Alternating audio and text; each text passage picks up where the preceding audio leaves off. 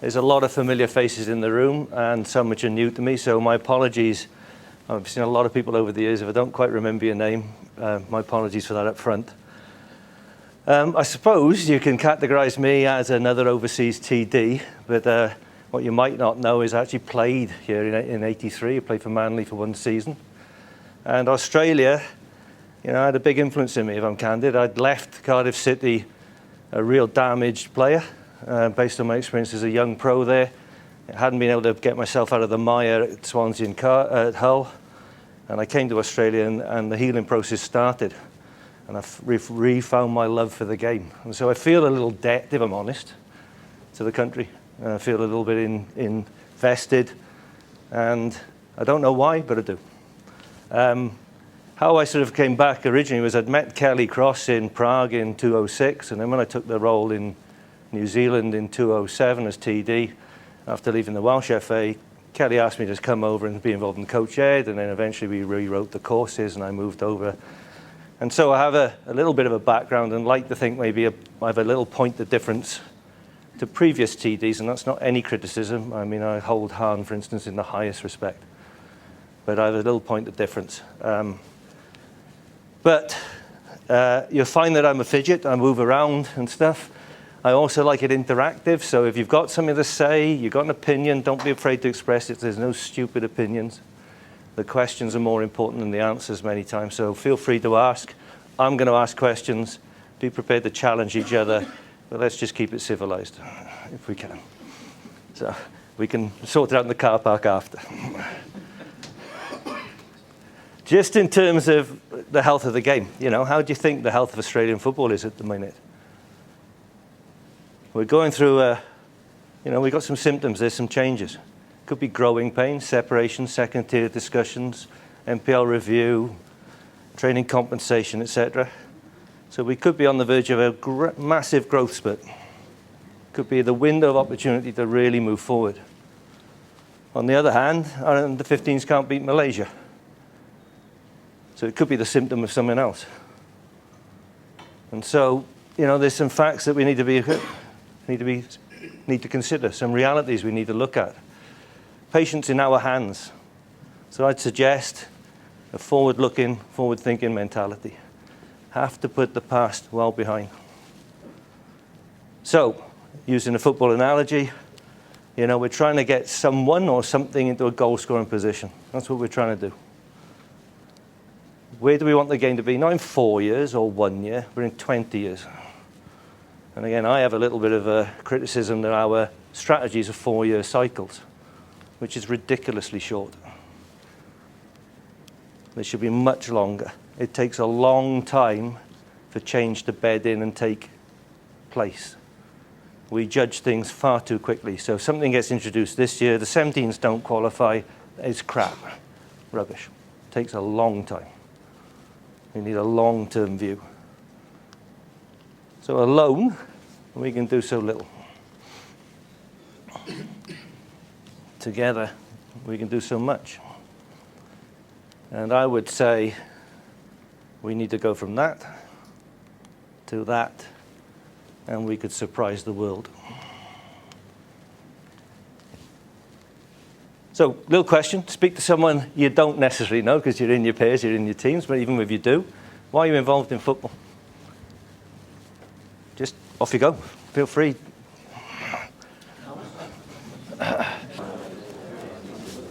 I won't necessarily ask you to share your, otherwise we'll be here till about 3 o'clock, but it might be some of these things. You're here because you really want to help players. Often the coaching start. Often why administrators get into the game. They had an experience and they want to make it better for someone else. Make the game better. I just love it. Just want to be immersed in it.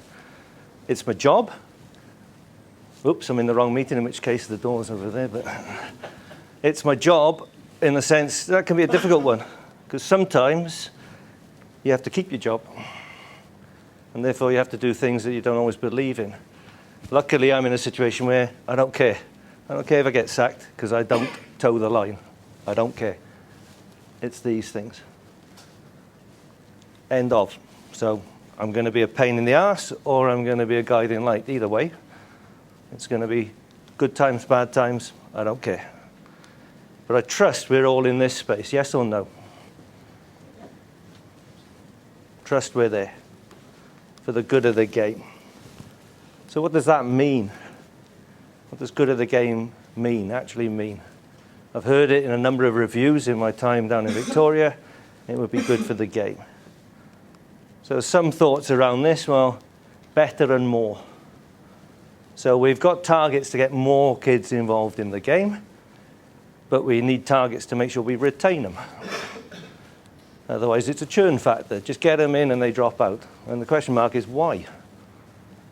Because something fundamental down at that starting point is the fundamental start for the rest. And if we get it wrong, it's wrong all the way. And then from more comes better if you've got the right environment. So maybe we need more alignment. And this is why it's a great opportunity to get stakeholders in the room with maybe different perspectives, different viewpoints. It's always that sort of empathy is a key thing. So in my experience, I'm in club space, I've got no empathy for the association. I'm in the association space, got no empathy for the federation, and works down the line as well. It's typical. Empathy is the biggest factor. Opportunity. Opportunities for everyone to grow, for the game as a whole, but for your part of the game to grow, but not at the expense of the game. And therefore support and cooperation. And fundamentally then, players, coaches, facilities are a factor. But again, are the facilities sitting there in schools and the like, which with a bit of a different mindset we could tap into? And then funding, big issue. Unfortunately, we start here. Start with the football and then work out how to make it happen. So the better competitions, better clubs, better coaches, better players.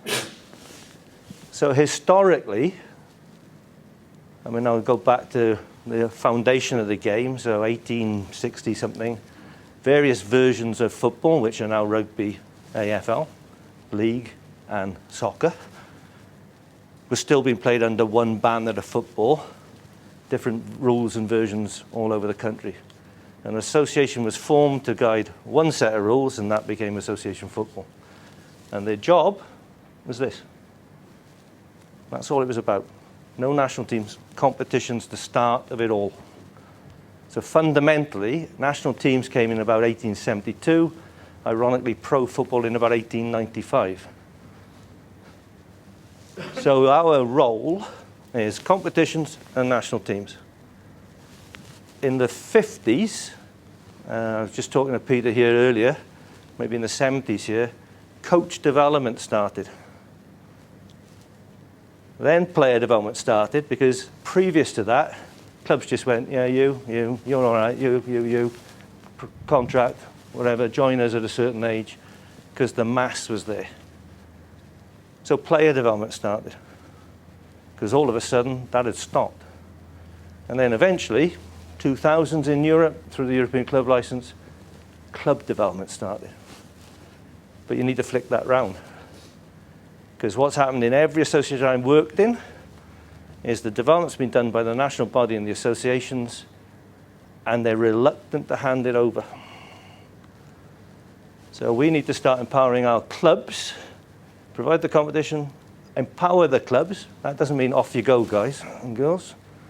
It means working with clubs to build their capacity, and then that'll enable our better coaches to work, and then we'll get better players and we'll keep players.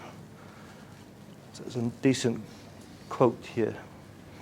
It's the small tasks, the component bits in this room, in unison, going in the same direction, will make the big difference. It's no different than the team on the pitch. You spend 88 minutes off the ball. You make the biggest difference off the ball. Same here. So, some fundamental questions, just in terms of the whole perspective, because there is this danger, and I will move into it, that we only think of talented players. Let's look at the whole game. So what's a player? Well, it's anyone, really. We've got junior, youth, senior. What's football? Well, we tried to articulate this. So we had a meeting with the TDs in-house, in FFA, TDs, and described football, the pillars in football, and we came up with a number of versions. And so we tried to synthesize it down into something where you could say, well, there's social football, there's the participation base, maybe moving into performance, and there's high performance. And then we looked at some of the principles maybe, and whether you agree or not, we can refine them. This is a whole debate. It's not a given. This isn't it. That's the point of discussion. So what are the principles that define each pillar? Because that hopefully is a bit of a guide about what pillar should provide. So something like, in the social pillar, it's pretty much the same. Just play. I just want to play. So there's a few ladies and gentlemen, certainly a few gentlemen in the room who are certainly my generation. That's all we did. We just played. It's fun. It was active. It was social. It was with your mates. There was learning, but no one was teaching. And it was cost-friendly because you didn't have to pay. You just got on the park. But this is a fundamental. So whatever we do in this space, and do we do anything in the youth space just for social football? Probably not. Private providers occupy this space. It's an opportunity for clubs and the game to occupy that space. There's a revenue stream. There's a potential of people migrating this way and that way, but you keep them in the tent. And in Europe, this is, if you like, their now biggest challenge. The game has shrunk or stabilized in this space. And with modern society, people don't want to train twice a week and sign up for the year. They don't. They just want to play. So beware, it's coming, and it's probably come. We need to get into it. With our juniors, so down here, I just play. I get a nice experience in a fun day or a camp or in my kickoff program, and I join here in this space. What do we do straight away? Teams or just play?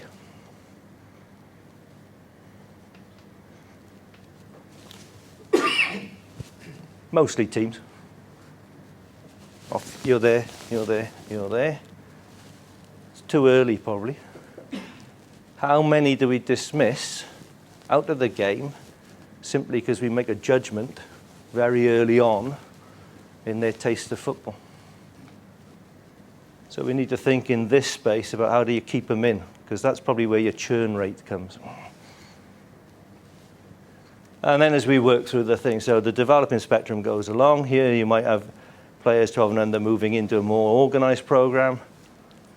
And then in the pillars here, still the same thing. I'm playing, but now I play and train. Play and train in a programmed, if you like, the more intense time commitment is aspiring, and so on. And then in the high performance environment, it's full-time. Pros, experts. It's a full-time professional environment. As we move back down, they're aspiring to that, but resources, it's not full-time. And we need to recognize where we sit in the pillar. So, timely thing, 50 years and all that. Pop a quote up. What should our moon mission be? Rhetorical question, but if we were saying we're going to the moon, what is it? Win the World Cup. Yeah, good answer. Win the World Cup. Why not? There's some reality checks, but the fact is no one had ever been there. In fact, no one had ever been in space at the point of that statement. So again, the better equals more from the more. If we get our structures right, if we all work together, we get better. So what is better? And this is, now we'll have a debate. So does international success matter?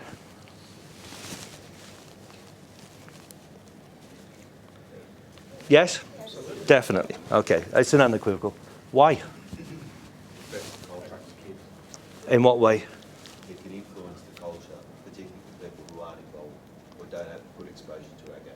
Okay, so it puts the game in a different light on the national perspective. Yeah. Okay. Yeah, gives you a profile. Okay. There was something over here. Creates what? Yeah, why? It's inspiring, isn't it?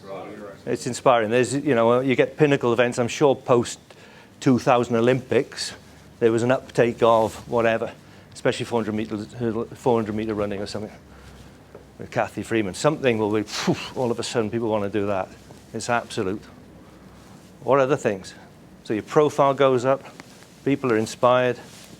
There's a whole load of spin-offs, revenue, sponsorship, all the other stuff which helps fuel the game. It does matter. So what is international success? So the Matildas have got the quarterfinals, winning it. Well, some reality checks that we need to think about. Socceroos have made the round of 16 once, winning the World Cup. So in the men's game since 1930, 8 teams have won it. 19 have come in the top 3. In the women's space since 91, 4 teams have won it. Only 7 have ever made the semi-finals. It's not to say you can't, but let's be a little bit realistic, because you're talking about nations who have won it, who've got deep divisions of football, a culture where it's on the back page and the front page, not the 15th page from the back, because there's a second-rate AFL game somewhere. So, but if you start getting into these stages, anything can happen. Round of 16, the Italy game, whatever, it all gets very close. So you can do it. So what are the critical factors that contribute to those type of things? What do you think the critical factors are? Yep, it's a fundamental. Absolute fundamental. Yes, absolutely.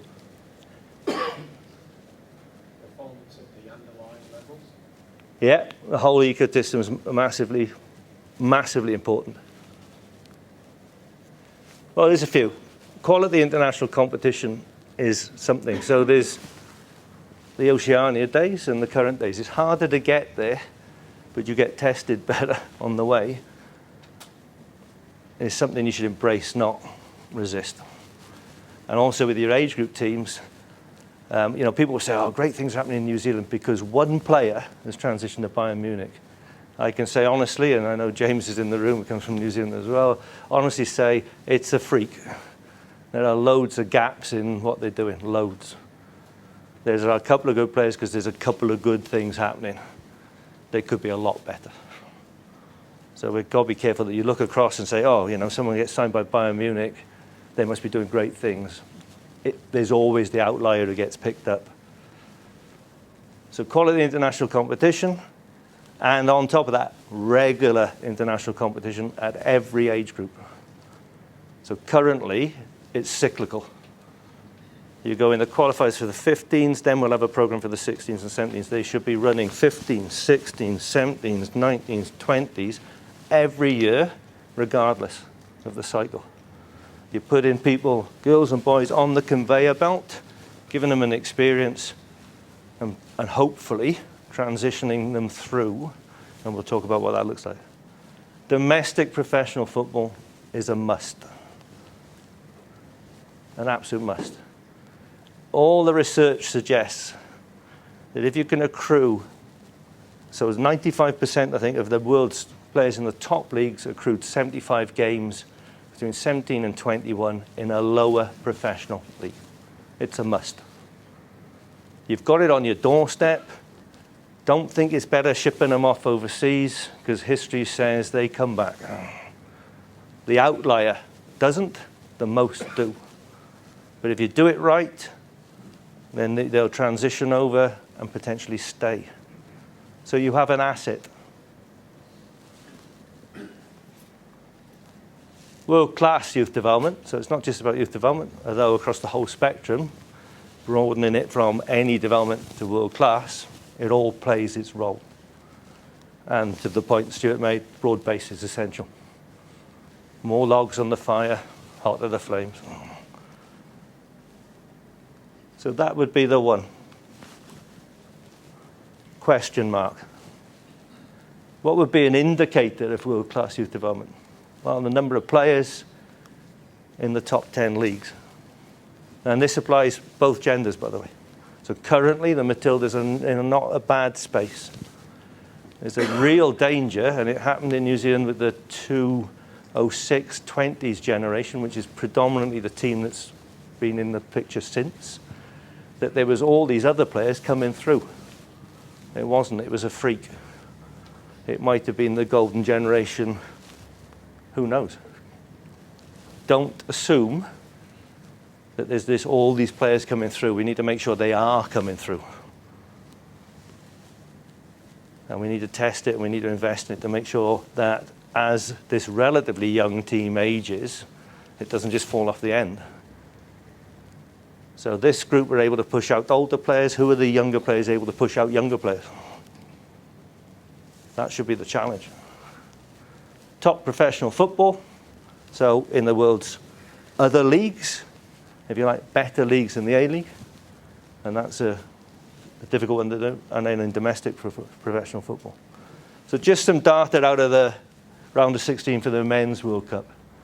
So if you look at the teams that qualified, and their constitution of players in top leagues. So the top 5 leagues were EPL, La Liga, Bundesliga, Serie A, and French League. And these top 5 clubs are the clubs who were consistently in the top 10 over a 10-year period. So not just randomly the team I support or don't support. Next 5 included Belgium, Dutch, Portuguese, 2 South American leagues which are ranked in FIFA, and the championship. And so that's where obviously some of those constituents. So basically, whole squad playing in somewhere in the top leagues here. So the numbers here compared against those. So 20 out of the 23 in the top, etc., etc. And then you look down here now, Japan, the other players, the remaining players would be playing in the J-League, which is a decent league. And we come down to this. And then if you look at the comparisons, and again, what I say about the Matildas, we need to look at the development backgrounds they had. So a lot of them played informally with boys, etc., etc., family support, their pathways to pro football, the changing scene that might happen. So the women's game is rapidly emerging elsewhere in the world. There are better leagues over there. At what stage will your Matildas not come back and play in the W League? Because it's coming.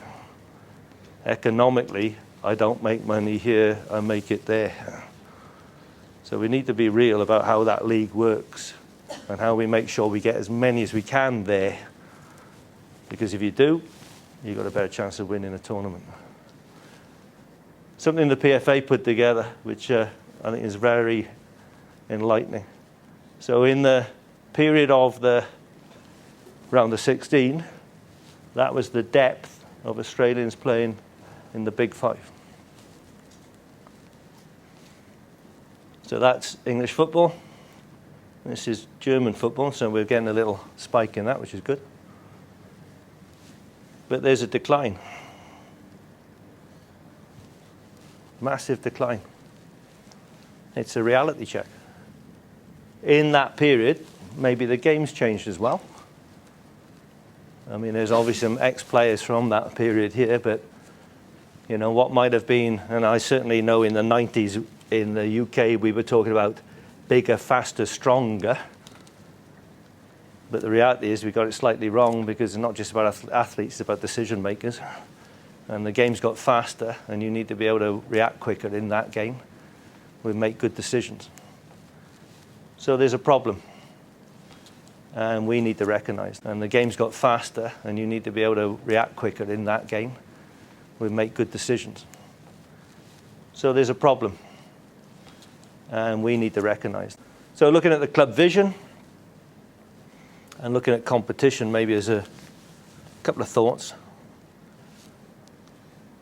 So club, you know, they have a clear purpose. There's an intent to do things. So something like, I did some work with Everton at one stage, and I can remember being in the club, and they said something like, oh, we've got 49 of our players playing today. And you go, wow. Yeah, only one in our first team. But there's 48 across the whole league. Juve produce a lot of players, but not for Juventus, ironically. They're in other clubs. So there's a strong correlation that they want to produce good people and good players, appropriate exit routes. So again, in the academy system in the UK now, the US collegiate is looking as an exit route. So you're not making it as a footballer, but you can get a place there, get a scholarship, off you go, get your education. You might come back through the MLS, you might not, but actually, in my day, when you left the club at 18, you'd already left school at 16, and that was it. You didn't have an education or a formal one. So whatever it is, it's a clear vision. And it's a test. So do we want to go and buy a second-rate striker when we got a promising one here? Yeah, it might do it short-term for a year while we bed them in and then they're gone. So again, the Everton one was really interesting. They had a decent-sized technical room and there was whiteboards all the way round. Had the year on top, so this current year and maybe 10 years hence. And you'd have the first team listed and all the youth teams. And the names of the youth team would appear on the first team board going around the room based on their predicted maturation. And first team players would come off. And so you'd look there, the legacy plan didn't always come to fruition, but that was the intent. So do we have one for our national team? Don't think so. Every cycle is like, who we got? At the lower levels. We should know. We should know who our predicted players coming through are. We should have the protection mechanism, the constant dialogue of there's one. We need to keep them in the system.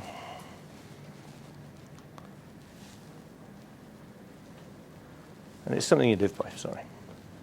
And then the competition's tough. So it's, the objective is you need to be exposed and challenged. That's why, really, sometimes there's a bit of over-regulation. If we've got our clubs in the right space and they know what they're doing, they're playing players up or even players down for the right reasons. It's not to win the game, it's the best vehicle for that player's progress.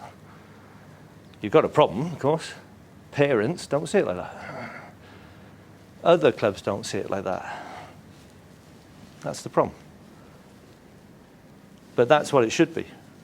You get some people, and we'll touch on this later, you know, their maturation rate, their emotional state means they would be better staying down and getting a chance to grow as a person before they step up. Others, they're ready to step up, but now and again you need to pull them back just to give them a boost. It's a whole art. And it's in the national interest. It's in the players' interest first, but it helps nationally. So we get into the real nitty-gritty of youth development. Winning versus development. So, because has anyone ever played any sport and not tried to win? I think I'll go out there and get hammered today. Can't wait. Don't be ridiculous. Everyone's trying to win. It's just the emphasis on it. And we'll have all witnessed the worst practice possible from adults in that environment. How many of you actually did just play street football? Yeah. What happened when the score went 4 up? Change teams. Boring. Move them around. Oh no, we want it 11-0. Let's crush them. Get those 6-year-olds. Let them know how crap they are. It's a fact. Sorry. Your presidents might be, did the 8s win today? No. Not good enough. Sorry, it's bollocks. Absolute tosh. There's no indicator whatsoever about youth development. Best with best. I've heard it when I was in the Victorian framework, always used best with best. What's it mean? How do you judge it? Oh, we look at the results over the last 3 years. Oh, good indicator? It is easy to win in age group football. Just pick the biggest, the strongest, the fastest. Easy. Dead easy. It's not the measure of any quality youth development. The quality is other factors, and we'll touch on that. But if you look at the relative age effect, so this is data out of the Premier League. So the UK birth rate, and we're using that one, it's pretty even. Pretty even. There's no spike in the year. England squad, senior squad, pretty even.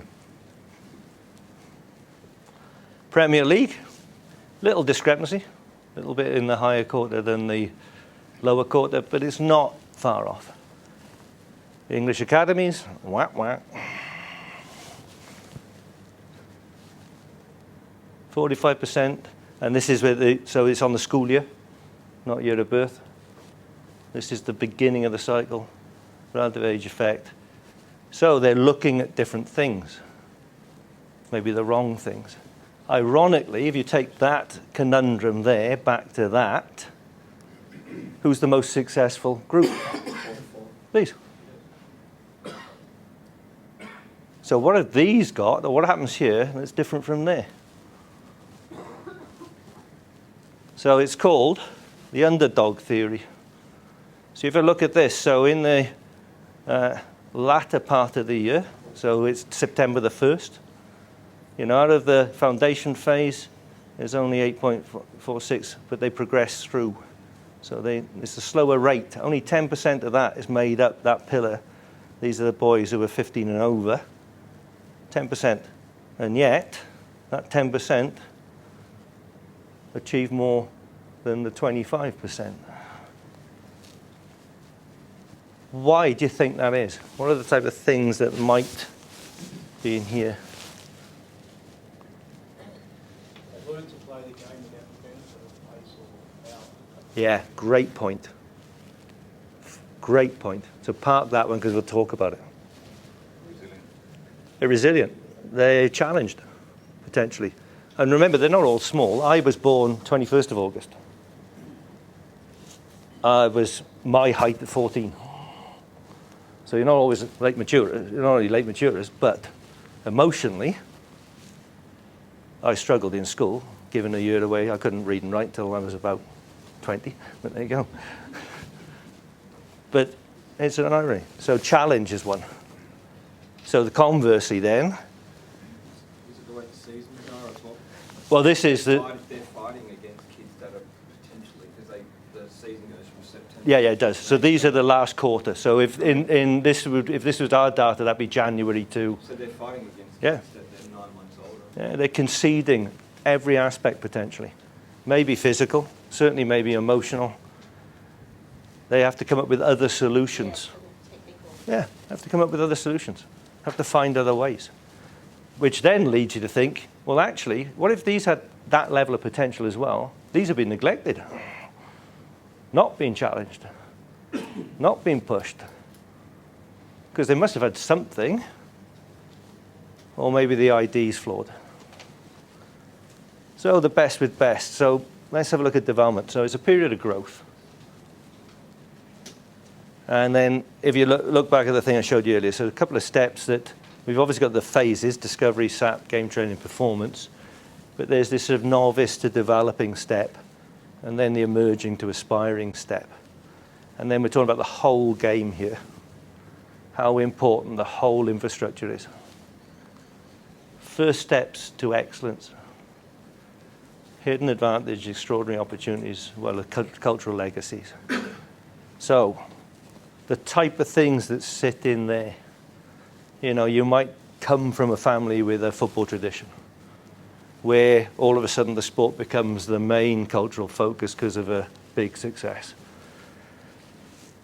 You have an opportunity, and actually the opportunity is unique in a sense. So I think both Bill Gates and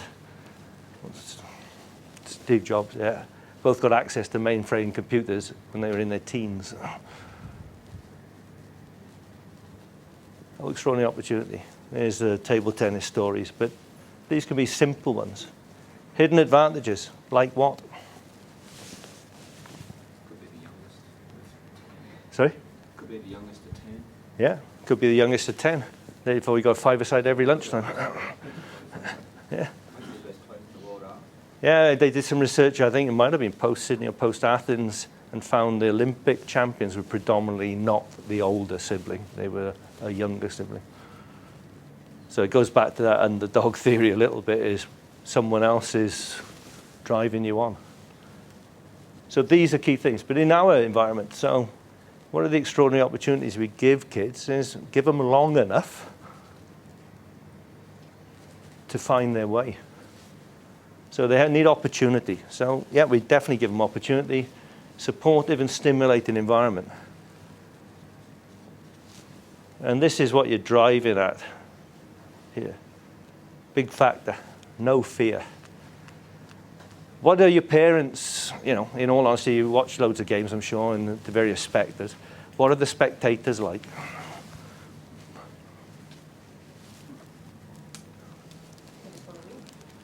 And so what they're all about, don't pass it to Freddie, don't do this, whack it down the pitch, whatever the case would be. Yeah. So we used to do an exercise in Wales on our junior leaders course where we might have 20. We'd pair you off. Alex would play, but you'd be the spectator. And all you do is shout at Alex. Every time you touch the ball, that's crap, you're rubbish, blah, blah, blah, blah. There'd be a fight, everyone. Every time there'd be, oh, you can't say that to me. And you go, how does a 6-year-old feel then? And it should be part of the parent thing. Take the parents away, it never happens. In the Centre of Excellence Football in Wales, we never had a referee. Kids used to refer themselves. Parents were up in arms to start with. But then the players would go, yeah, offside, put the ball down, your throw. If someone scored, they might go, great finish, but offside. They didn't care.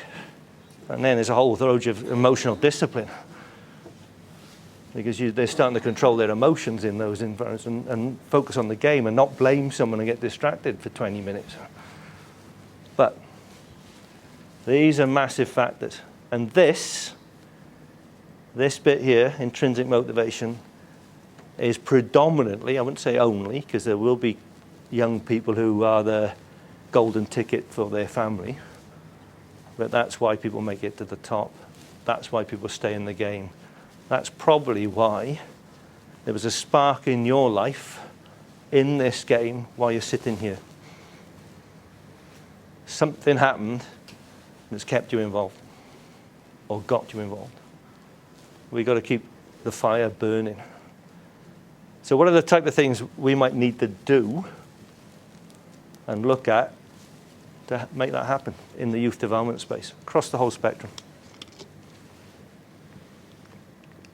Make sure we push players up to a level that can grow them. So there was one sort of the first quarter. If a bunch of those that played up at the time when they were dominating, maybe they would have been better forwards by the time they came. Okay, so more of an individual focus, without any shadow of that. Challenge with that is certainly, sorry? The competitions are a challenge with that. Yeah, they are. The rules and regs. Yeah, they're age-based. And that's, again, you know, and we'll talk a little bit about expertise that gives the organisers, because there's health issues in that, there's maybe wellbeing issues. But we'll talk about that a little bit more, but that's one. The challenge, of course, is because of a team's culture, you'll get someone saying, well, why isn't my son being put up? And that's an education piece, and actually saying to parents, well, it's not necessarily the best thing for them. So again, just in the time of the victory, this was a common one, and we said the only team you've got to worry about is the first team. You should be asking me why I'm not in the first team. He's only 13, exactly. Shut up then. So we need to get in that space where we drive those things. The other thing is, let them play. Don't be too hurried to give them feedback. Because generally, when do we do it? Every time they make a mistake. Let them play, let them work out. We've all been in that space where you work out, Alex is a better tackler than me, I'm not going near him. I'll pass it before then. You work it out. Let them give him a chance. So the whole thing of keeping them in the game, let them play, is an education piece. And probably in the modern era, we need to educate our parents. Yeah. But, That's the biggest thing we're scared to. Yeah, we are. Because they're customers. Customer's always right. Sorry, they don't know. they're not right. Player first. Doesn't mean you have to be bullish about it, but we need to educate them. Then you move into the emerging, aspiring. And in this sense, the novice developing isn't just a 6 to 12-year-old. You could have a 14-year-old who's still in that space. But this is predominantly around those 12 pluses. And you will have seen this before. We do the one where, wow, what a player. But of course, we don't know their training history and their background. And that might be one of the problems with that other group is, oh, they're the finished article. No, they're not. We don't work enough to actually make the depth they've already got come to the fore. Don't challenge them enough. Don't give them enough individual focus. And so these are the big challenges, the bio, and you've got, obviously, ironically, got this coming up now. So how familiar are you with bio versus chronological? So chronological is obviously the year and date of birth. Bio? So it's your true age, if you like. It's your development age. So not only in your physical maturation, but your emotional state and things of that nature. Physical is something, though, that is a big factor because it impacts on potential versus performance. So the underdog, if you like, probably gets picked because of this potential. So what are potential indicators? Well, they're mostly mindset and decision making. So there's something about the character of the player, something about their confidence, their communication, their level of commitment, those factors that make people go, ooh, maybe decision making. So you might see, and often the case, and they get grossly overlooked, is you see someone position and time a movement, but the ball doesn't come because the other player can't see them. So, and more importantly, look at the players off the ball than on it. Because they're the ones who are often making very good decisions, but because of maybe, and even in every team, you might have a little hierarchy where they pass to their mates more than they pass to the player who's in the best position. We need to look at that, spot it, nurture it. Performance is often these things. It's my genetics and my maturation rate put me in a position of advantage. And I can execute, I can win the race. He scores 40 goals because he's more stronger, et cetera, et cetera. Now, that's not to say they're not massive benefits. They are. But if we don't develop those, and those are harder to develop, then they fall by the wayside. And you end up with this situation. So you have early dominance from here, and you have late dominance. And these are the ones that represent that 10%. So how we look and how much time we give them is a factor. So youth development starts straight away. Starts the first time someone comes into the environment. That experience either keeps them in or they go, not for me. Once they're in, far too soon, do we start thinking about these things? Almost straight away. Teams. Who's making that decision in most clubs? You say coach. Mum and dad? Volunteer? You know, someone who maybe doesn't really know. There'll be some who do, don't get me wrong, and I'm not belittling any people in the voluntary sector. But all I'm saying is there'll be people who basically can't see potential. They're rafting them straight away. It could be based on their mates, on their already social group. Just keep them in as long as we can, and then you'll start to see which ones fall into, show performance and potential indicators. It's time. So it's about recruit potential, not performance.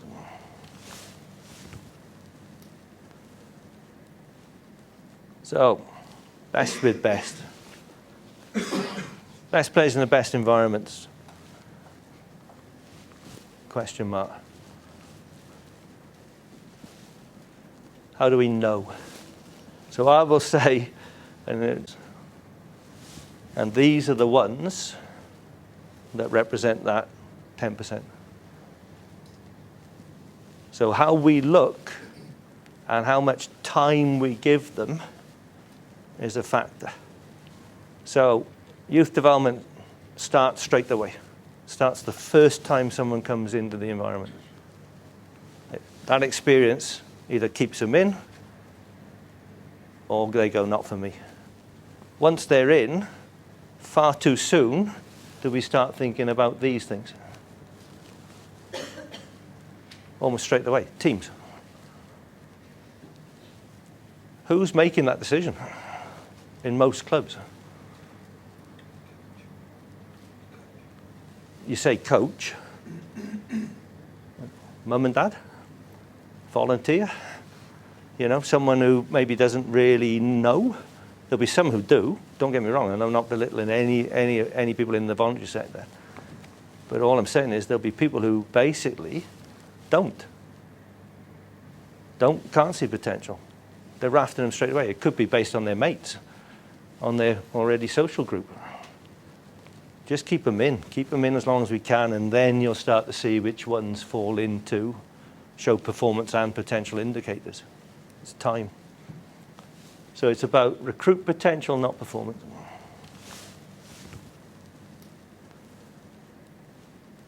So, best with best. Best players in the best environments. Question mark.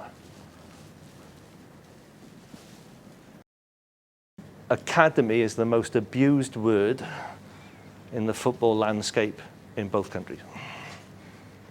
Everyone's got one. So what is it? What constitutes a good environment? Well, we've seen the critical criteria from the ECA report. And so we're looking at applying, let's say, strict criteria. So this is often where people get annoyed and angry. So this is a development plan. It's not a tick box exercise. It's just a paper chase. So again, I'll give you an example, and it's Wales is not a bad example in the sense that it doesn't include Cardiff, Swansea, Wrexham, Newport, because they're in the English system. So they do this. Under the European Club Report, for Welsh amateur teams to play in Europe, you have to hold the European Club license. It means your head coach, we didn't realize this at the time, but when we introduced the pro license, it meant all those coaches had to have a pro license. So, hang on, that means in Cwmbran Town or Aberystwyth, all those big name clubs that you've all heard of, got to have a pro license. It also means they have to have an academy. Every coach has to have a minimum B license. And we got there in 5 years with amateurs. None of them are paid, except the first team coach. And it was about this. And the irony was, the clubs fell into two categories. Great, we've been waiting for years. And what the bloody hell are you making me do this for? Two categories. Ironically, the latter group, a few of those clubs were the best thing we ever did. Glad we bought into that. And you're like, yeah, I remember. Because they've got their players coming through. And they've built a whole network. They've built something really strong and lasting. And that was the irony of it. It's an amateur game still. Connors Key Nomads just got to the knockout stage. First time ever. TNS as well. First time two teams got to the knockout stage. To be fair, the New Saints are a pro club. They play their players, but they're not on the same level as a Div 2 club or a conference club. But they got there. That means, in the context of European football, if your club teams make the knockout stages and go through pre-qualifying, your association gets a lot more dollars. So Wales typically got £180,000 a year, or euros a year, grant from Europe. Germany gets 8 million euros, because their teams go to the final stages. English FA get 12 million.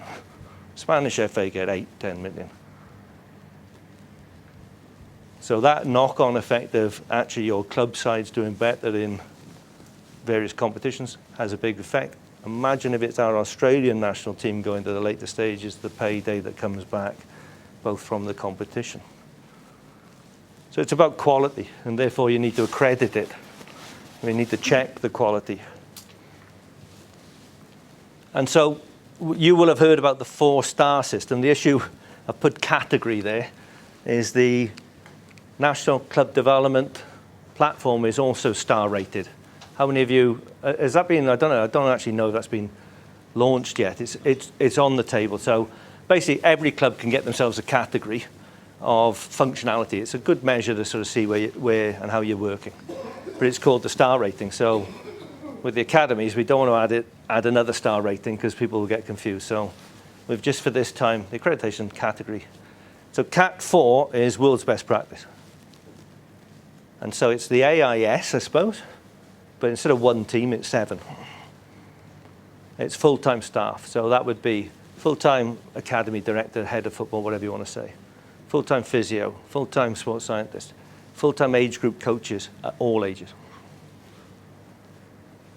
Full-time analyst, part-time assistant coaches perhaps, full-time education and welfare officer. So we're talking in the criteria that only the 4-star can recruit interstate. So we're not going to expose any young player to a shitty move, sorry about the language, where they can't be supported and they're dumped into an environment that doesn't help their well-being. We're going to make sure it sits in the space where they can do that. 3-star, part-time and full-time staff. So you'd have key staff that have to be full-time, but there might be a range of part-time, and there might be an ability to have dual roles. This, based on my personal knowledge, is about 1.8 to 2 million a year cost. Probably around 1 to 1.5. There is a thirst from some clubs to move to this.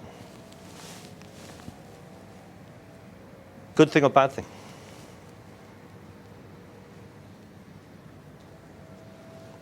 Good. Good thing. 4 times the AIS times 7. 7 age groups. So it's 28 age groups getting developed, across this whole spectrum. 7 age groups, 28 groups of players. Good thing, potentially. So, good thing. But of course, this is crucial. Because there could be a lot more of these. There's likely to be a few at the 3 and 4 and a host at the 2 and 1. These are crucial. And that's probably where that whole system is when we have to be going player first. Player going up. Benefits got to come back. Benefits can be through relationships, education, maybe finance. But that shouldn't be the dictating one that limits a player going up. You're not going to give it any money? Stay here, pal. And if you're charging for that, make sure you pay the parents back when you get the cash. So it's an opt-in system at the 1 and 2 star out of the pro game. There'll be a mandatory system in the pro game. So there'll have to be minimum 2.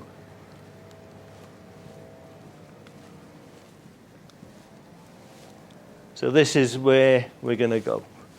So you can choose to comply. So everyone, and it doesn't have to be based on your league, as long as you've got a pathway to senior football. Is anyone just in the community space here? Yeah? Your club could do it. Yeah, we fancy that, we'll do it. Not linked to the competition structure. It's been an unmitigated disaster, that has, because of compliance, because no one kicks you out the league. So choose. There's a benchmark. If you fancy what you do is good, great, prove it. We'll help you get there. Oops, beg your pardon. What have I done there? Yeah, sorry.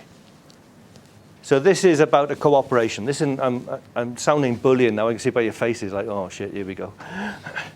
But it's about cooperation. Those who want to put their hand up, great, more the merrier. Those who get to the standard, more the merrier. Those who are in the tent, more the merrier. More is better. It can only benefit the game if everyone embraced it, happy days. Would it matter if there's 200 Category 1 academies that are operating at a good standard in New South Wales? Of course not. Be a game changer. If there's only 20, doesn't matter. 20 is better than none. And we can get away from, we do it better than them. Or we'll know. It'll be measured. And ultimately we'll know, because how many players progress up the pipeline and how many players go to top football. And in 10, 20 years' time, national team do well, but in whatever gender, we can all say we had a hand in that. But it's all, or I'm afraid, it's nothing. And that's the challenge, because historically, I'm afraid it hasn't been all. There's too much patch protection. So hopefully you get a situation where in your club, people can grow, and you might say, we're happy in this pillar. We're happy here. We don't want to be in that. There's actually nothing wrong with it. I think the vernacular is far too much about this. If you're a club that thrives very well in the participation space and you're happy being there, we should be going, well done, great, because you're doing all of these things for the right reason. If your club wish to migrate that way, great. No issue at all. But if it doesn't, or if your players are exceeding your club's expectations or abilities, push them along the trail. Get them up the pipeline. Best environments, developing players in the right way. Any comments, any questions at this stage? Rob, if you're talking about Category 1 to Category 4 academies, we obviously want to push the best to the best environment. Yep. There's going to be an onus on each individual category and the people within them categories to make sure they're open to push them players up. Yeah. Who's going to monitor that? Who's going to manage that? Whose job is it to do that? Well, we'd probably look at how we incentivize the whole scheme. So ultimately, there is a capital benefit reference that people pull the plug. Obviously, migrating to senior football, even if that's the social pillar. So I'm playing in that space. How many are in the walking football space? Anyone? I bet you don't walk. But yeah, that's a result, isn't it? If you could keep people all the way through to that, it'd be fantastic. Obviously, then you get your semi-pro, your professional, top professional, world stage. And here, again, stepping stone to the foreign leagues is probably the domestic league. It should be the first port of call. We've got to make these allies, not the enemy, if they are the enemy. But they've got to be allies.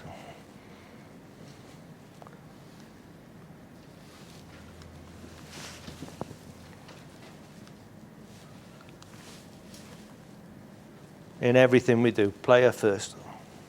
It's a tough one. We get it right, we get better, more, better. And so the big things for me are a shift, if you like, to club development. So this is stage one of a club development shift. It's something we can manage. So see the clubs who want to opt in on the youth development stage, along with the national club accreditation scheme that's coming. You've got clubs saying, we'd like to know where we sit and how we can improve. Fantastic. And through that, we'll have better opportunities for our coaches. But the irony is, if you build a network, you can drive all your development. So your top clubs can help build the coaching capacity of the lower clubs by providing more educational opportunities in the informal space. More access to see what best practice looks like. And then therefore player development down. So here's the challenges. And this is where we're all in this room. We'll all have a certain hat on. It's the ability to take that hat off and genuinely leave it off. And say, we need to align. And that's not a strength at the minute. Let's get through. It's not as good as it could be. We need to cooperate. That's every party. FFA better with the feds. Feds better with the associations. Clubs better with each other and with their associations and their feds. The whole network. We're all guilty. Not you, not me, we are all guilty. Self-interest, yeah. There's a few, but they're in the minority. Most people, 99.9, are doing it for all the right reasons. You need to shoot them down.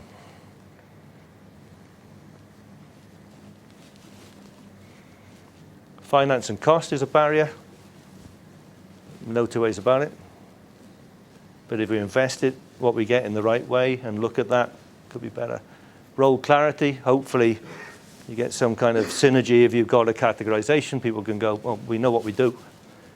And there's a measurement in that. And then history, you know, sometimes we can't get away from the past. We used to be a great club. There's a key word, used.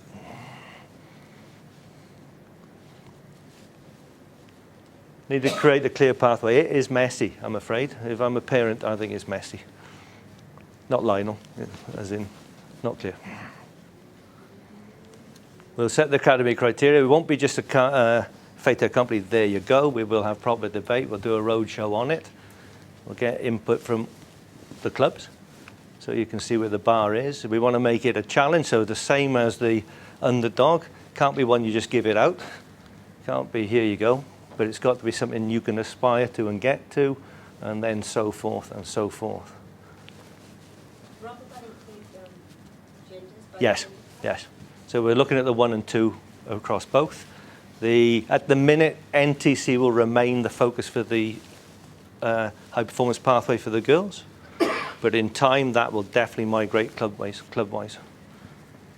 But at the minute, it's about volume. So if you ended up with 3 academies in Sydney, you've diluted the player pool, but it's the way to go eventually. There's an interesting story from NASA. I think it was Nixon went to NASA and he's introduced the staff and he walks along. How do you do? And he goes, what's your job? I'm putting a man on the moon. They're all in white coats, all look like scientists. He'd actually spoken to the janitor. That's what a moon mission's about. He's as important as the guy designing the rocket as the guy flying the plane. If he kept the toilets clean, no one has a tummy upset, no one gets ill, no one misses the mission. Where do you want to be? Where do you sit? Good for the game? Player first? Wouldn't it be great seeing them win a World Cup? Doesn't matter which gender it is, it'll do the same job. Thing is, we've all got this vital role. All of us. And it should be a simple choice. Should. And I suppose this is the one, legacy. So the reality is, I'll be in an old people's home probably, sucking on a straw if it ever happens. It'll never happen in your own time. That's one of the challenges for the chairman, board, CEOs. It won't be in your time. It'll be after your days. You'll sit hand on someone at this stage and later on it comes to fruition. It's way down the line that it happens. We need to be thinking of that. So what do we want the game or say about us now in 20 years' time?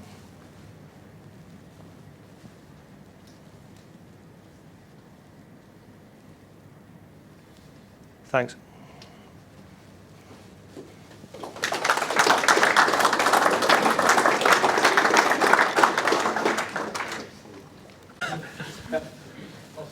Good. Dave Mason from Manly United, and I also work in association spaces on the administration side. I just want to pick up on something that you mentioned before and just get your opinion on it. The word academy is the most overused word in our sport, and it's in your presentation a few times. What do you think of an academy? What do I think of? What is an academy? It's an institute of education. And in our context, football education and people education. And it's a high quality. So with someone, raised the question earlier, do I think full-time staff make a difference? Yes. How many send their kids to a part-time school? Some of the kids are 10. Yeah. Big, 100%. I'd be in that bracket. But that's what I would say it'd be. Rob, I'll run the country flag Servant Hayes song with Football New South Wales. Yeah. And I'm from Albury. The national titles over the last 7 to 10 years have been downgraded and pretty much just a shadow of its former self. It has been an aspiration for country athletes, and it's been a target for country athletes to go to. I understand that the metropolitan kids have now got different pathways, but it has been a single cause of the deflation of country football, male and female. Do you have any plans to target that or work on that area? Talked about this yesterday. So I think, if you put your sort of childhood hat on and you go, it's always great to go to something that seems to have some weight and experience. I think that, so it's valid. I think we need to discuss and define what it's for. So if it's actually an experiential event that encourages people to stay in the system, I think that has validity. If it's about talent ID and we're waiting for nationals, we're not talent IDing well enough. So the thing would be the connection with regional areas to the centre, making sure that we have the TSP elite games going where you're coming in more regularly and playing in those games and getting exposed across the whole spectrum would be a better way of talent ID. But then nationals still might have some validity of providing an experience in the tournament setting. The question always is, which is the better value? 4 experiences maybe in tournaments and X amount of weeks through the year against a block of 1, and you could probably, cost-wise, it's probably the same. So I think there's it shouldn't be based on just an opinion. We should look at that and have a proper debate around that and garner wider opinion, especially for those players who might fall into that bracket. Sort of a no answer there in a way, so apologies for that. Tony. Hi, Tony. How are you? Yeah. Just a quick question for you. With our under 18, under 16s, 18s, and 20s, do you believe that we should have under 17s, 19s, and 21s? Because we're losing a lot of players when they don't make the cut for the next age groups of their age. So why don't they make the cut? Maybe not good enough. Maybe they're not ready. Okay. And we are pretty, obviously with the Australian team, sometimes we don't really do well in the 17s and 15s as you see now in Asia.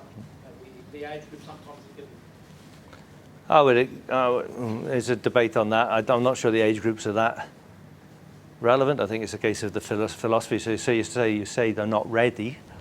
So what's the blocker? Is it your first team's full of old guys, or what's the blocker that doesn't allow the ones who are ready to migrate up and leave the space behind? So I don't know. I think that you'd have to look at a big spread of data to come up with the best vehicle. I think just me saying change the age groups. You'd need to know why.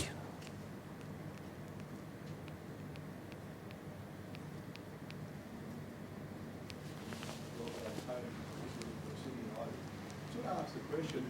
If I look at a typical player here, youth playing boy, youth league player, you probably play at a club, but school football, they probably go to 1 or 2 academies, TSB, so they're probably playing, there's 4 or 5 different coaches, messages. How would you compare that to say a kid who's at Bayern Munich, Tottenham, or some of that, would it only be one club from the club, one message, one type of coach? Yeah. So, And you think that's a problem? yeah, massive problem. So there's also a problem in terms of you're putting the player and the family under pressure to make choices. We need to demystify that. So my opinion would be if you're in a category 3, 2, 3 or 4, that's where your training takes place. In the school space, and this is a debate, we would hope that schools would support a talented athlete. They've got loads of assets that would help in terms of well-being, in terms of education, in terms of all those factors, and some of it in the physical, and some of it in the football. So it shouldn't be too hard, especially in the state sector. Where it becomes more challenging is, you get a 35 grand school scholarship, and they want you for the 10 games. I think sense prevails in that space where you go, look, that's a good education. So I think there's a quid pro quo, but we need to know the roles of the schools, roles of TSP, and I think TSP is a very valid program. It's a chance for a top-up. It's also a chance to do some solid ID. It's a chance to start looking at getting better with better, and also exposing them to maybe the next level. So I think TSP is valid, and I would say at the category 1 and below, that's where the kids will come into TSP. TSP can be part of the elite games, which might be midweek games run throughout the year with the 2s, 3s and 4s. I'll have another one if you don't mind. The current coaching structure. As in? Your thoughts on the community structure and the gap between community and the advanced coaching pathway? There is a big disparity between what happens in the 2-day course as against the 1-week course. Big gap where the community coaches finish at senior licence level, and then the C licence starts. I think it's again, it's fit for purpose. So in essence, at the community level, in truth, you've got a massive workforce that's transient in some respects. So they're in for a few years and then they move on.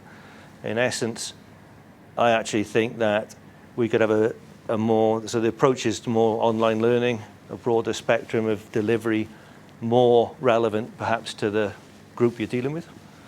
So that's the means of that. And then the C license is the assessment bit is just the bolt-on, so there's a bit more choice in that. And the C license is the entry to the B. So in essence, there is a change coming in that spectrum.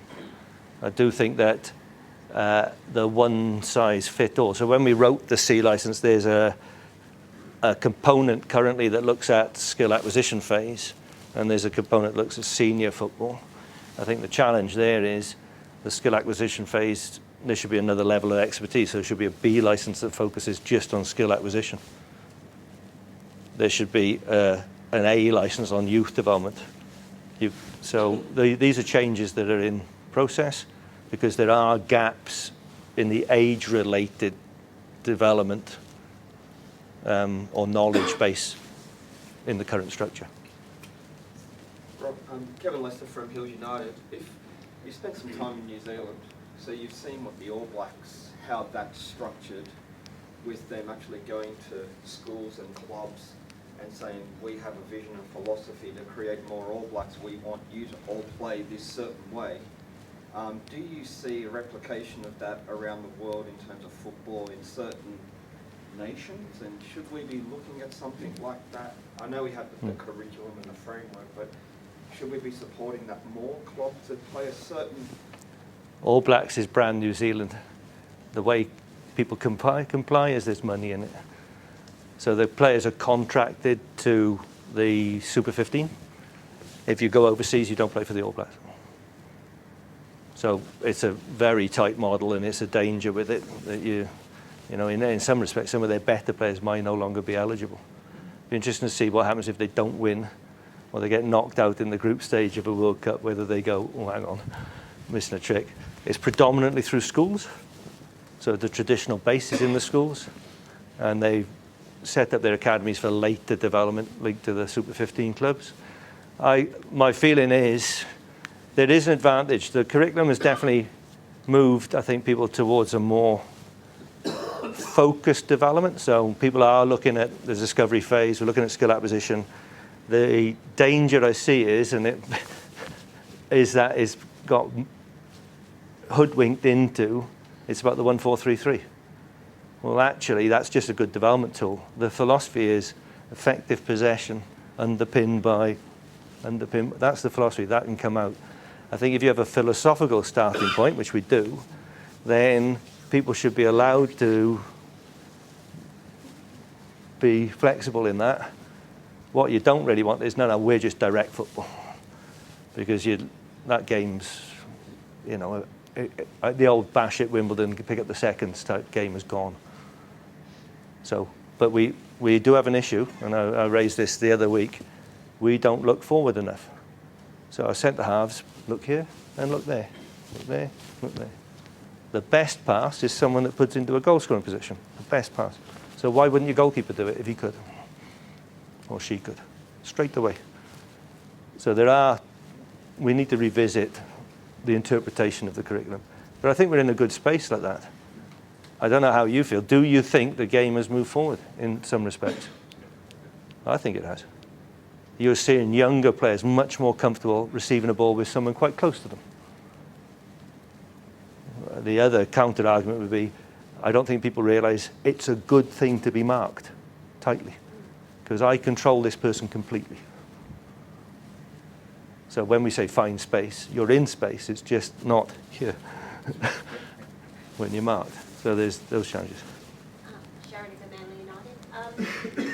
You talk about the missing module, if you like, we're in the skill acquisition phase, which is going to be included in the next level licence, or hopefully back in the C licence, if I'm honest, because there are so many coaches who are coaching in the skill acquisition phase, and they have to have a C licence, but there is nothing in the current, as far as I know, in the current C licence that helps coaches or gives coaches the tools to adequately teach technique and the technical requirements for players in the skill acquisition phase. So we're all coaching the skill acquisition phase without the necessary tools to correct and coach those skills. Mm-hmm. It probably is a missing part. There is a big danger, though, if you teach coaches technique, is they teach it like you taught them. So, as an example, you know, getting to line with the ball, relax on impact, la-di-la. Next thing you know, it becomes taught teaching, and they actually bombard players instead of observing players and recognising what the fault is. So there is a conundrum in there. The other thing is, could that be distance learning, watching videos, learning what the technique is? It probably could. Don't need to do it on a course. You can cover that in video with descriptives. But it's still not being done. No, it's not. And there is a gap in that. So that's something that's been identified and would become a module potentially. There's also probably a missing bit about teaching pedagogy in that phase. So although there's a tasks cues concept. So again, I will say, when we designed that, we did it based on what we thought was good practice. I've had two eminent forensic psychologists say it is best practice. It's the way the brain thinks. So rather than telling you what to do, you ask you to try something, and through a trial and error, you resolve it before it becomes global. The missing bit is the cue, and we need to actually help people find the cue. So the game tells you, you need to be able to read the game. So we need to teach people how to read the game. The irony is that, in a way, the best coaches for that are the ones who have a very good understanding of the whole game and don't sit in that space. So we need to make sure we don't overcomplicate it and give people the wrong tools. Carlos from Football New South Wales. You touched on, you made the comment before we lost to Malaysia. I suppose amongst our technical team, we talk about the role that we play in development in the youth space of those players, national teams. And historically, New South Wales has always provided the large majority of those players. Do you think do we have the right benchmarking tools at the moment across Asia, given that that's region that we're actually qualifying through? And if we do, how do we filter them back into the systems that we have to help with the development of our games?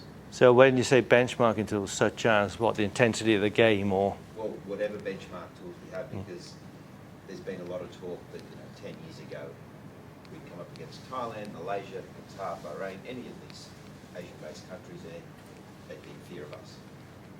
We're now seeing a transition in this way, and there's a lot of valid reasons for that. But we're no longer by these, we're pretty much on par. And we're seeing it more and more at that younger age. So benchmarking in terms of saying, okay, well, what is it that they're doing? And I don't know the specifics of what are the right and wrong benchmarks, but do we need to develop them? Do we need to? Yeah. A lot of those nations, so Malaysia as an example, have a full-time AIS, basically. They've gone that route, and they're based in Kuala Lumpur, and they have a full-time program. Vietnam are the same. In essence, their game's not deep enough, if you like, to spread that out and have multiple academies running.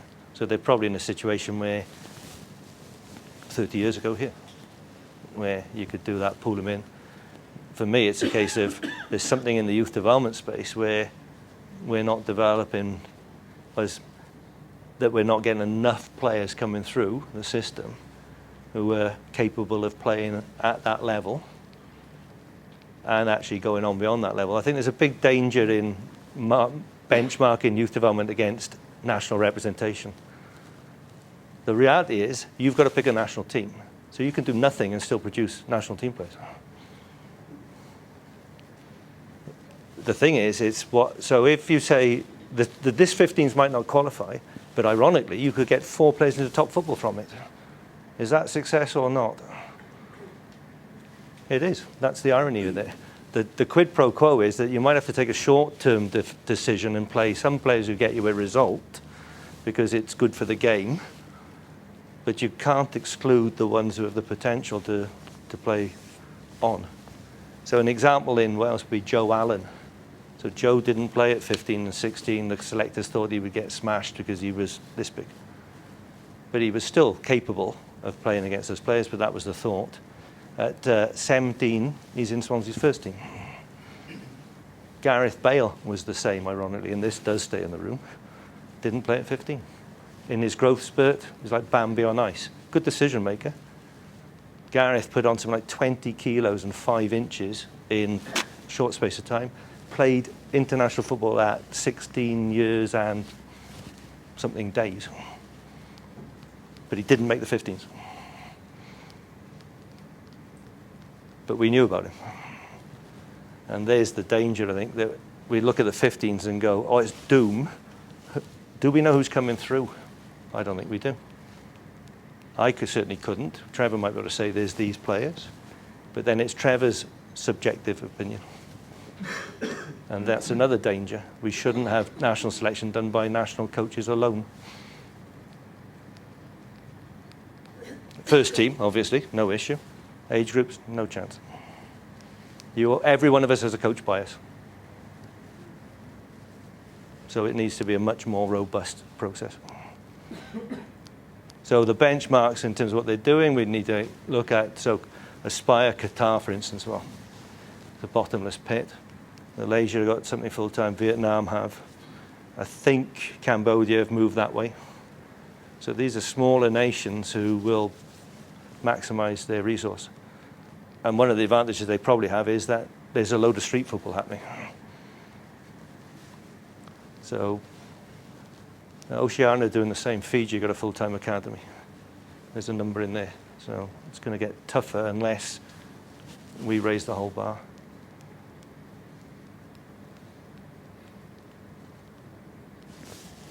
Andrew Morris from Association Space. Great presentation, addressed a lot of things. Moving forward, what are we going to see from the FFA in the next 24 months and how to implement some of these things and address them? So time's obviously a bit precious. It's a bit late, if you like, or tight. We want to try and launch the academy system this year. So to be clear, it would come up, you would do an online audit to start with to see whether it's worth applying, to see whether you can meet some of the criteria. Then if you apply, there's some things to work out, but there'd be a fee attached to that, because in all honesty, we want to dissuade any charlatans from applying, if I'm candid. Otherwise, it's just too hard. Then the audit would take place through a year. So you have to prove you're doing it. It's not a paper exercise. It'll be physical visits, actually inspections on training, things of that nature. Subject to that, you would then get your license, and you would start the process immediately again. So your license issued in October 2020, you apply in November, process carries on and on and on and on. There's a resource challenge. So we're obviously talking with our partners through the Federation, because ultimately there'll be a big responsibility in that space around the category 1s. Centrally, we'll do 2 and above, because it'll be less.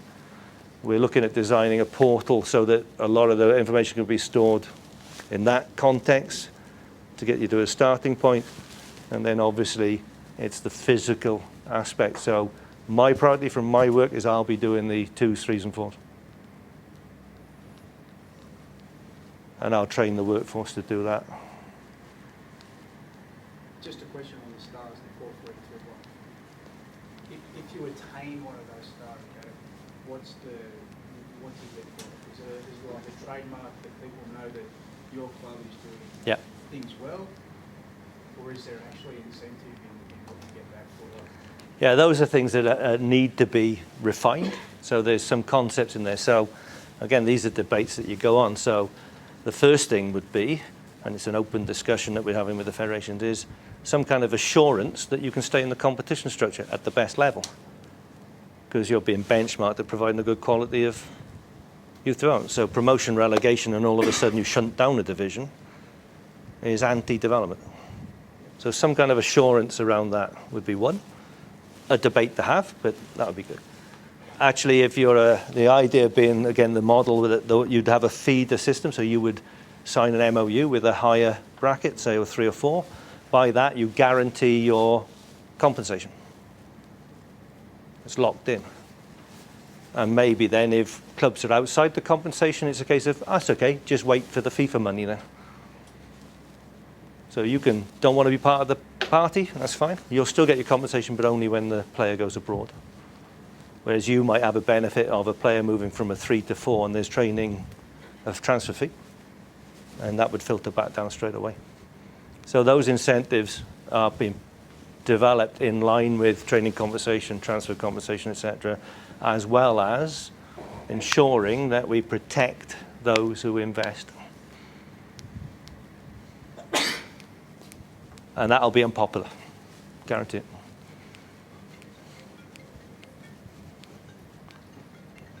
Sorry, It's okay. it's on silent, believe it or not. Yeah, I do. It happened to me the other day. Rob, you touched on the national titles. And someone asked a question around, just the country perspective. So in your mind, what is if we haven't done talent identification by then, potentially you're waiting right until the end of the year to get the big pool of kids. We've got TSB, but in your mind, what should the national titles be? The only reason I would say it should be there is for the reason of it motivates people on the fringes. Apart from that, I'm not sure it has any purpose. But I understand the Australian federated bragging rights. So we understand that states want to beat states and things of that nature. I understand that. But the reality is it's very valid to the point made there, which was, that for some people, it's the reason they'll come to TSP and they'll stay in the program is the opportunity to do that. I don't think we can neglect that. But in terms of it being for talent ID, if you're waiting to the death, you're not doing it right.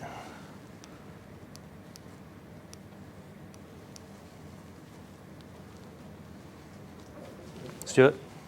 Rob, from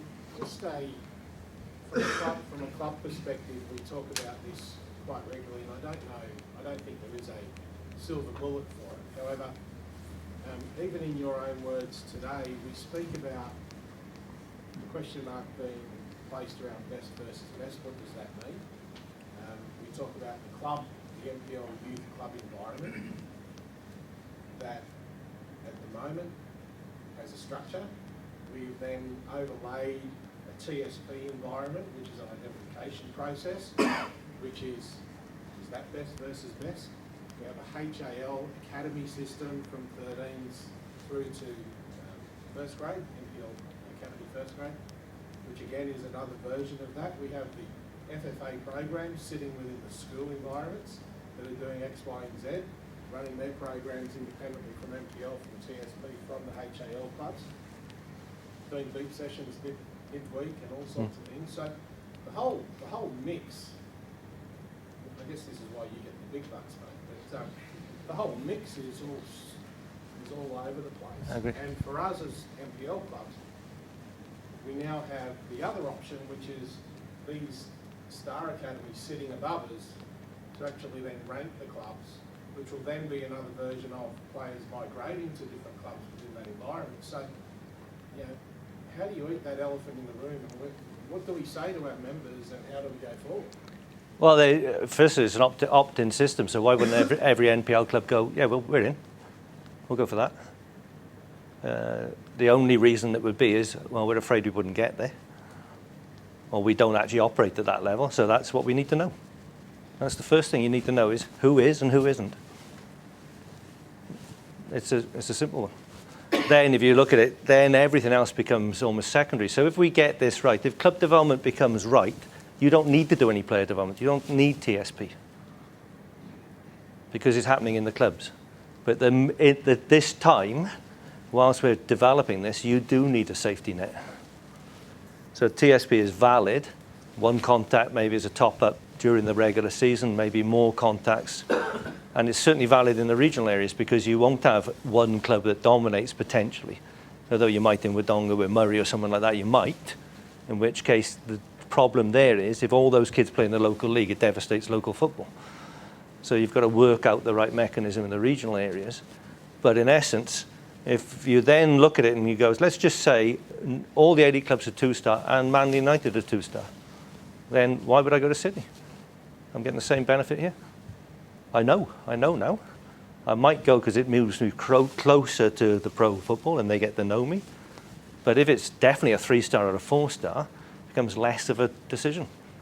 It's been defined as a better environment because the staff are more committed to it.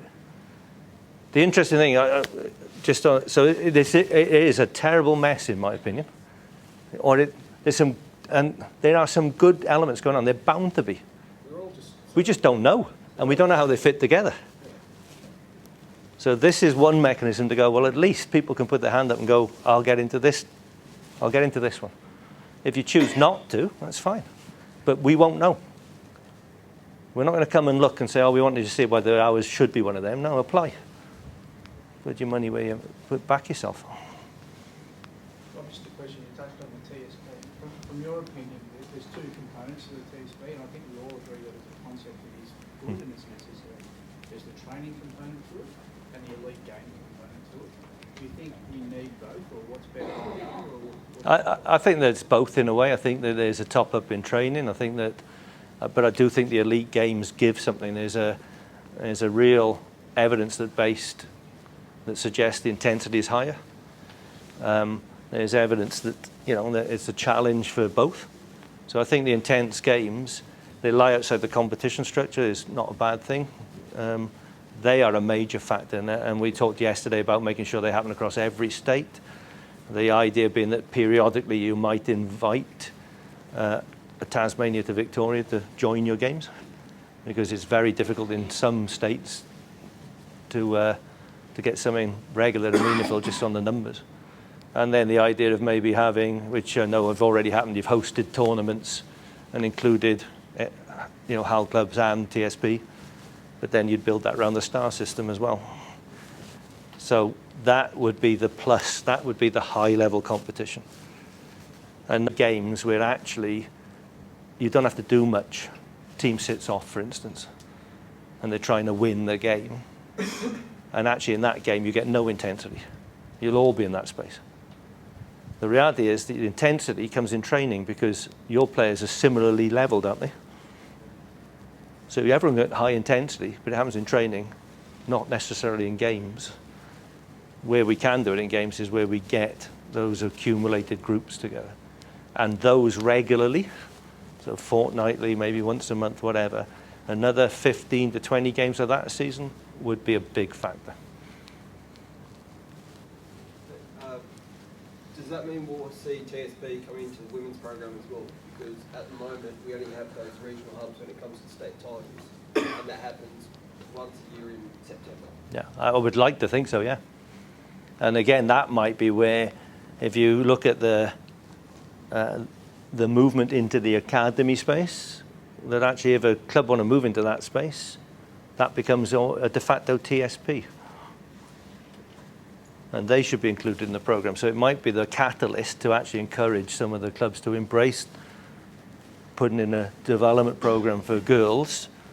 And I wouldn't say it's labeled a TSP, but in essence, if a club's doing it well, maybe they should be party to that. So not just a state-run entity. Can I just ask the question on that, the star stuff too? Like as a club, if we apply to be a one-star or a two-star, if we decide to work, which 100% we will, am I applying to the Manly United men's program? You would apply for two. Women's program, or just together? Or? No, two. Right. So that'd be separate. Yeah, so you can apply for girls only and get a recognition. Yeah. You can apply for both or boys only. So you don't have to run both because not many clubs are in that space. But we would like to get a benchmark across those who are providing the girls space. Rob, John, I'm from Sutherland. What's your thoughts on all the private operators that are out, private academies, if you like, that are out there in the marketplace? Well, in our society, there's many parents who might have a kid going to even a top level academy, yeah. and they're still going to take them and push them and take them somewhere else for extra training. My personal opinion Where do is you go with that? the private market tells you where we're failing. They're filling all the gaps. Yeah, they're filling the gaps. They're filling the gaps in social football, leisure league, stuff of that nature. They're filling the gaps in player development. We get it right. There'll always be, you can earn more that way, by the way. But for me, they should be outside the system. Yes? Go on. When you spoke about player development and you don't have quite a clear player pathway, especially when it gets close to that senior level. I know the National Youth League has changed over the years, and there's a system that I think produced a lot of good players that now play nationally or in A-League. How do we understand resources as part of it? What's your solution to get those players in that 16 to 18-year-old bracket, get them as close as possible to becoming potential soccer groups, and how do we help them to be playing at a men's level to make that jump? Because I think it's quite hard when I'm not producing as many players that play at the highest level as a senior. Yeah, first of all, I think it's the 17 to 23 bracket. So the 20 rule is a disaster. Having 3 20-year-olds on your roster, disaster. It should be under 23. So what happens is I have to sign 3 under 20. Now it's 21. Have to sign them. If they're not ready at 21, and I can't actually, can't meaningfully contribute, you have to get rid of them. I have to get another 20. So instead of being able to keep someone and migrate them in, and there are stories of players who've then left, gone overseas, and done all right and come back, simply because we have a cut-off point. So that's changed this year in the regs. It's 21. It should move to 23. Actually, moving to mastery takes longer. The other thing is they need to play, and they need to play regularly. So a revision or a review of the MYL, put in something in that space which is longer and meaningful, is something that should be a priority, should be an immediate thing. There are loads of models. There's the second tier discussion. I won't go into them because we don't know where we are with that. But in essence, there could be a golden ticket to do something in that space, which would help both clubs progress and our top players, potential top players progress. I just ask, I think no one would question us going to the AFC at a senior level has been much more beneficial for the soccer leagues in terms of quality competition and preparation. But on the flip side, with our youth teams, the younger teams, not qualifying, and obviously New Zealand probably taking our place there, do you see that it has had significant, insignificant in terms of potentially sort of preparing our players, or is it, you know, I think it's a big thing if we're not qualifying? Because it is tough. It is quite tough for our young teams to make it at the World Cup 17s under 20 because of the resources we're up against and some of the Asian countries. It's a balancing act, I suppose. So you go and play teams that you beat 13-14-0, end up in the World Cup. Has it prepared you for the World Cup? Don't know. New Zealand did okay in the 20s one, to be fair. Didn't wallop the group in that particular thing in the Oceania. My own feeling is that the benchmark is where, you know, Asia's a decent benchmark. More players from the Asian Confederation and the African Confederation are getting into top football. So, you know, someone like Mo Salah, I mean, who would have thought that an Egyptian player, you know, it would have been unheard of at one point. Now there's some top players coming out of those countries. It's the benchmark that we need to prove that we're competing with. And I think the danger looking at the New Zealand one is you look at the outliers and go, that must be good then. That's the big danger. You'll always get an outlier. There'll be someone in Australia now, somewhere, girl and boy, who's the outlier, who the world will go, thank you, we'll have him. It's not because it's in spite. What you want is lots of them, and they're not outliers. So for me, you're competing in the right confederation. You need to compete. We need to be better.